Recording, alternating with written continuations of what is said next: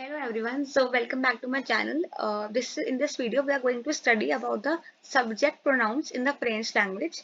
So this is a very basic video for the overview, and after this we will study about the various conjugations that we will be using. Basically the subject pronouns only in various conjugations that we will study further. Okay, so let's start.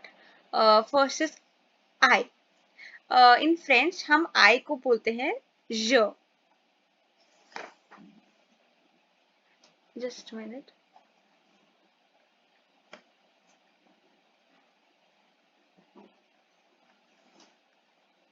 That is JE. Then comes U. And U को हम informal way में बोलते हैं त्यू.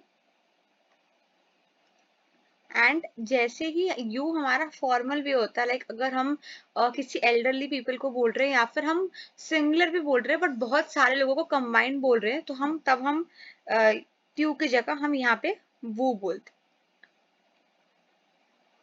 हैं. And then comes he और she. And he को हम बोलते हैं इल एंड हम लिखते हैं I L. And then she को हम बोलते हैं एल एंड हम लिखते हैं E double L E. And it के लिए हम रेफर कर सकते हैं दोनों में से कुछ भी, इल और एल, डिपेंडिंग की सेंटेंस का स्ट्रक्चर क्या, फॉर्मेशन क्या, वर्ब कौन सा यूज हुआ है एंड उसका मीनिंग किसके साथ बेटर सूट कर. Then comes we. वी को हम फ्रेंच में बोलते हैं नू. That is NOUS. And then मैंने आपको पहले बताया हुआ है कि यू को हम वो बोलते हैं अगर हम फॉर्मल सिंगुलर बोल रहे हैं या फिर हम प्लूरल लैंग्वेज में बोल रहे हैं. Then comes they.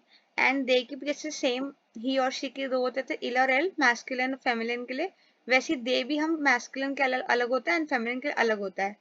एंड जो दे मैस्कुलिन के लिए होता है दैट इज इल.